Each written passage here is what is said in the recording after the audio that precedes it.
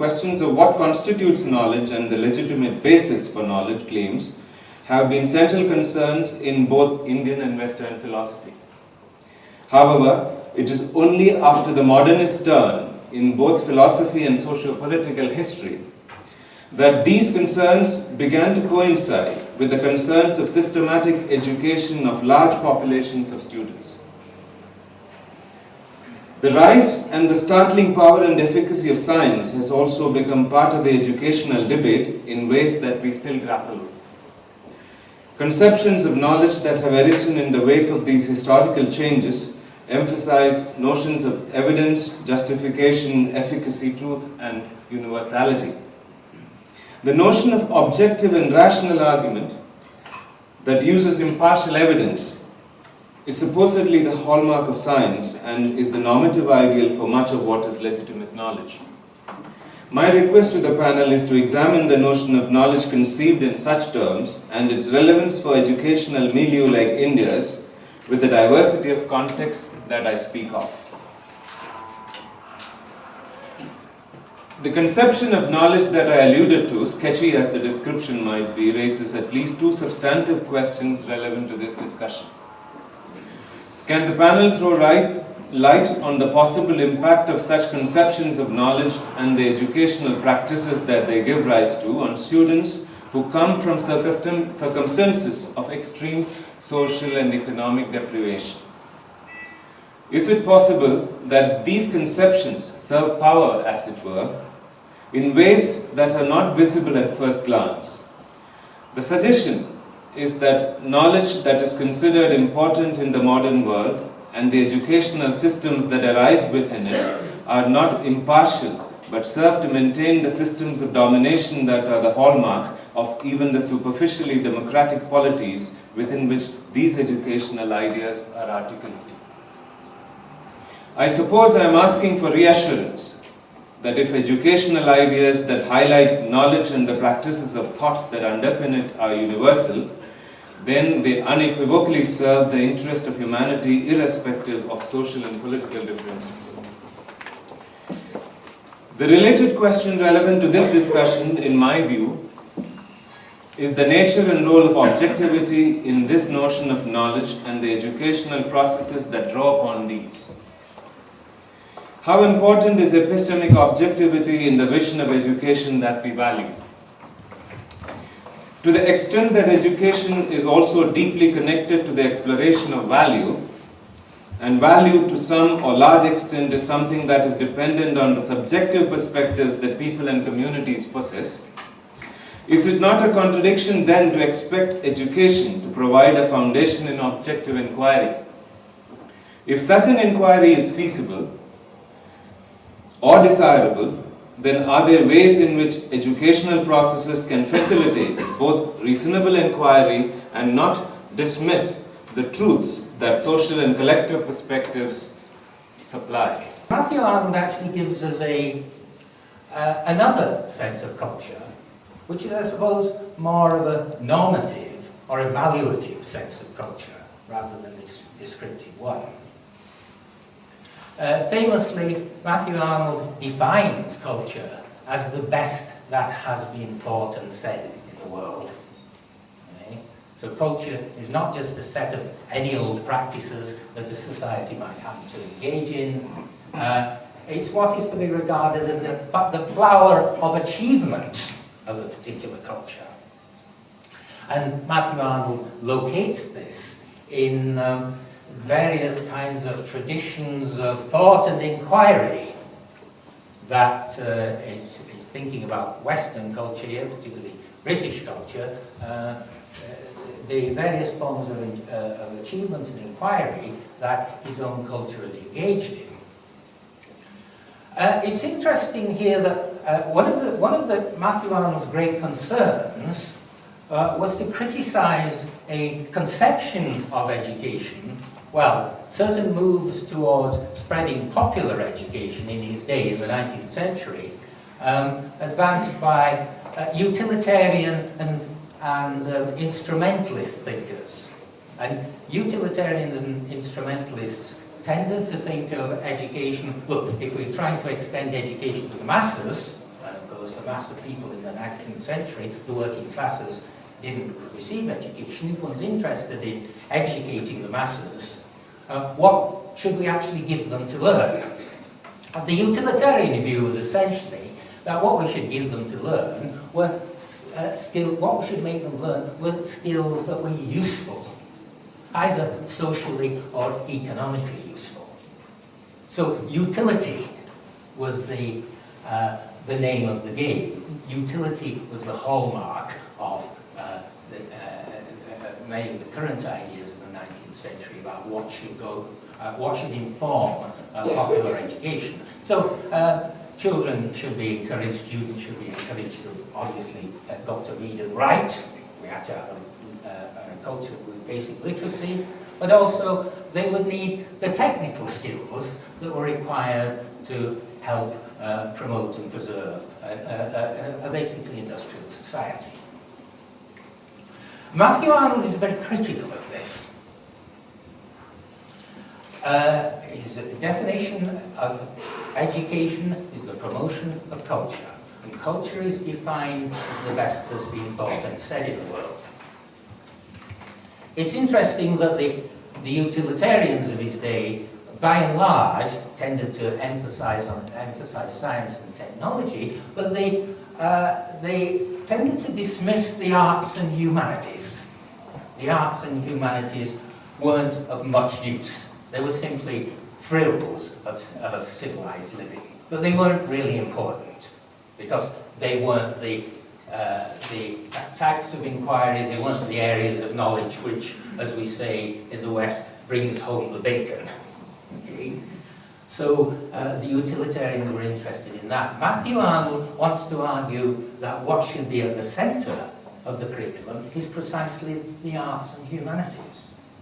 So notice first, Matthew Arnold concentrates on, at the centre of education, the arts and humanities. Well, why? Because, in effect, the utilitarians might argue reading Shakespeare, reading poetry, is useless. Why should children need to know history? All they need to do is to know how to operate machines. Why do they need art, history? Why do they need music or whatever? What's Matthew Arnold saying here? He's saying mathematics is a language. It's a way of understanding our world. I'm afraid it's a way of understanding our world that's forever closed to me. But nevertheless, it's clear that higher mathematics is a form of conceptualization of the universe. It's a way of conceptualizing the universe. The great founding fathers of modern science found mathematics indispensable from that point of view. And likewise, science, for Matthew Arnold, would not be just a matter of technology, not just a matter of helping us to invent certain kinds of devices which help us to live that much more comfortably or easily. Science is a way of understanding our world. It's one way of freeing us from the superstitions of perhaps some kind of received religious traditions, for example. And on the Hurst view, human rationality itself needs to be understood as, can only be understood, this is what Hurst tends to say, can only be understood as structured in terms of certain kinds of traditions of thought, each of which is defined by its own particular logic, defined, as Wittgenstein would say, by its own grammar. One of these forms certainly is science. And Peters and Hurst would want to say very much the same sort of things about science as a Matthew Arnold or a J.S. Mill would. That it's a way of helping us to come to the truth about things. Not the absolute truth, because science is provisional. Scientific hypotheses are constantly open to revision. This is what Carr tells us about scientific theory. It's not a matter of verification, it's a matter of falsification. But nevertheless, scientific theories, unlike religious beliefs, one might say, are nevertheless subject to inquiry. They have they have to submit to certain canons of rational inquiry that are not available elsewhere. I thought I'd start off just reminding you of John Dewey, the great American philosopher and pragmatist, and he had a lot to say. He wrote about 40 books and 800 journal articles in a day without Apple computers and iPhones and iPads. But he had this image that over here we have what he rather nicely called the funded wisdom of the race. It's all the sort of stuff that's evolved over the course of thousands of years, science and music and literature and philosophy and belief systems and medicine, traditional medicine, cooking practices, poetry, funded wisdom of the race. And over here you have the child who comes into the world like a balloon that has nothing in it. And the job of the educator is to take this balloon of the child and move it over and let it expand as it absorbs some of the funded wisdom of the race. And each child will expand somewhat differently because their interests are different, their abilities are different.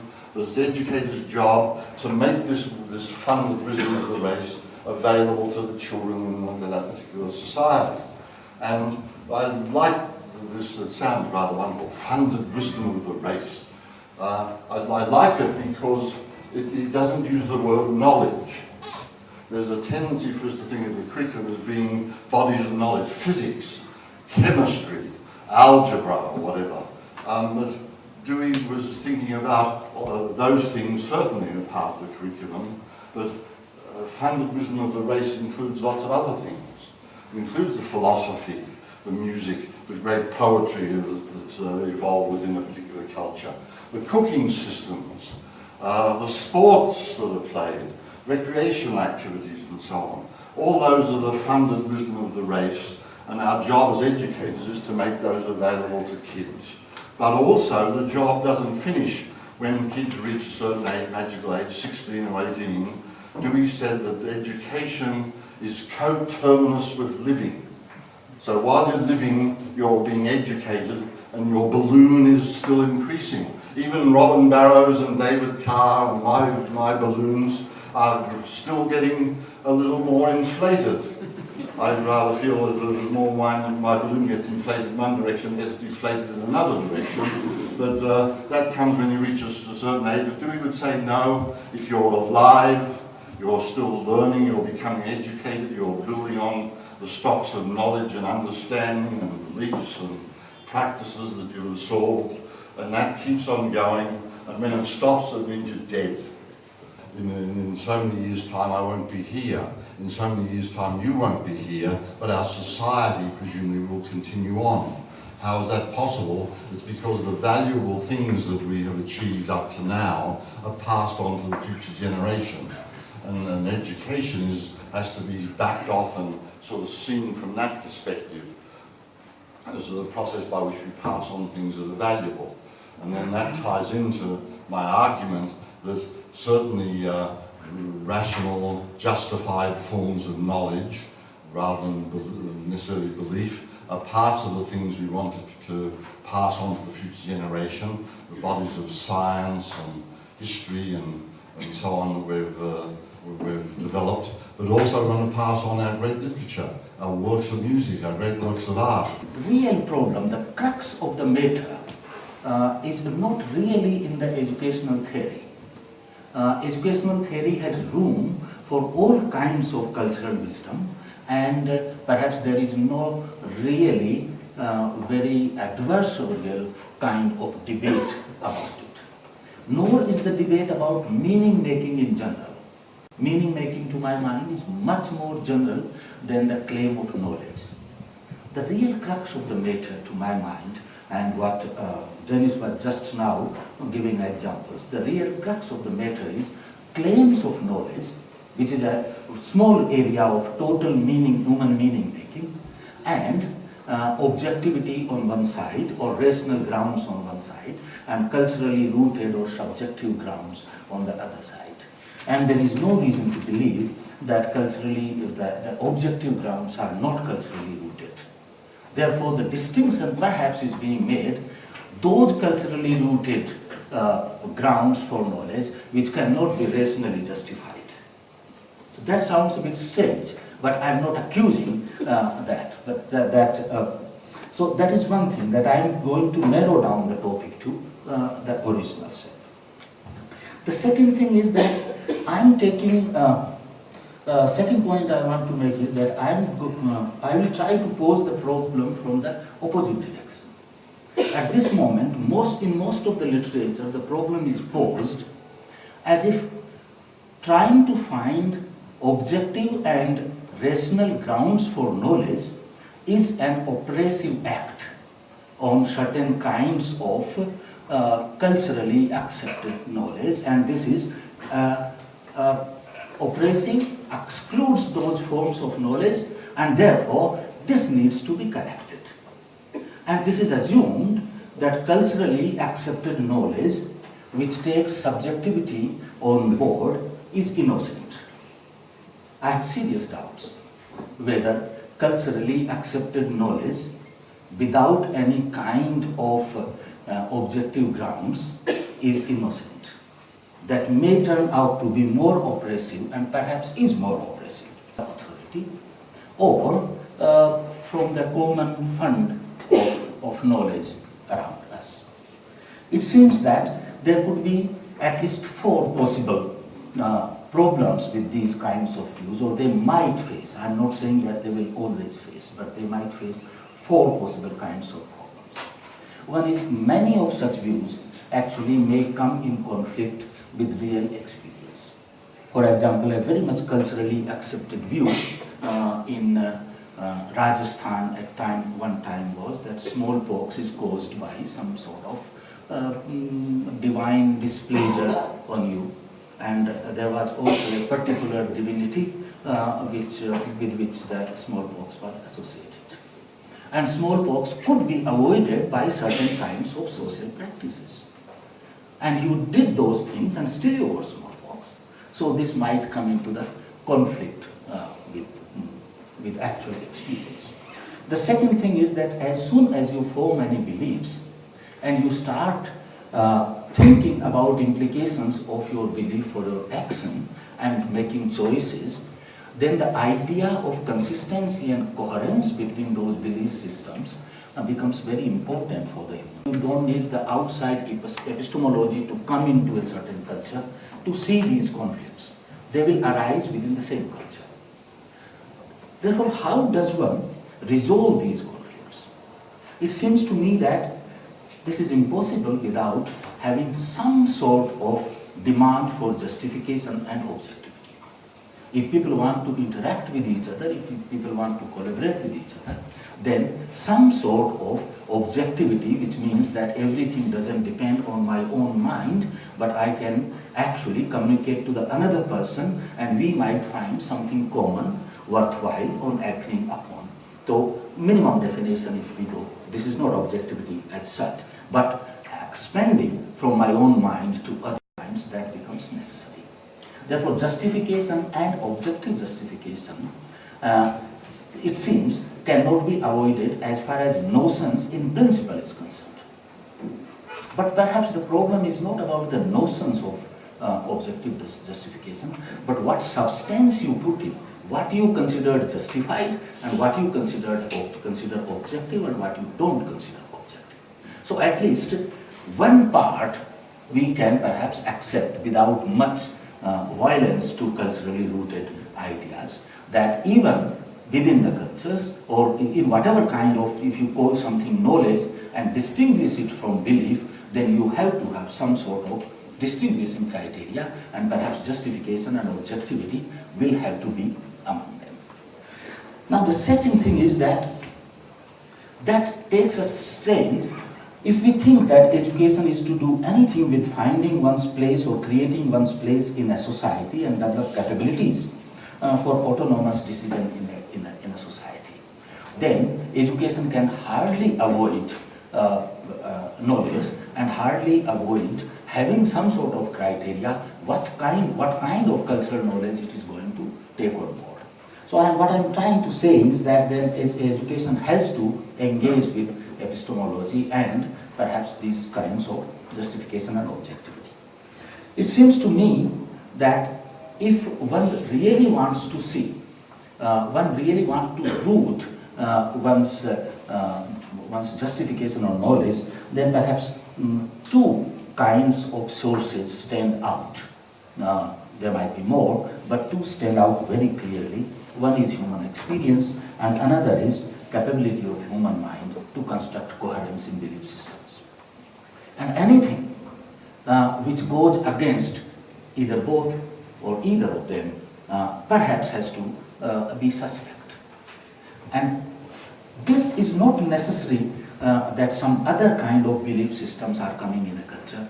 It seems to me that even within Indian culture, if you take Nyaya philosophy and the four sources of Nyaya, knowledge in Nyaya, that kind of epistemology will also come into conflict with many of these kinds of cultural beliefs within this culture. Therefore, it seems to me that actually formulating objective criteria rather than being an oppressive act, it's actually emancipatory. Because if there is no criteria at all, then whoever is more powerful in that society or culture, if this is subjective and there isn't any criteria, that kind of view is going to prevail. And there is nothing to resist that view. If one wants to talk about religious experience also, then perhaps there has to be, if I want to share religious experience, the kind of religious experiences I have with someone else, then I have to find some common ground that I can communicate that to another person. If I say that this is totally, absolutely subjective, then I do not know how can I talk about that, and I do not know why should I talk about it. I don't even know what gives me right to talk and inflict it on the other person. So unless there is a possibility, at least in principle, that what I am saying will make some sense to the another person, without that, there doesn't seem to be any reason, apart from saying, okay, I am a realized person, and you listen to it and keep mum.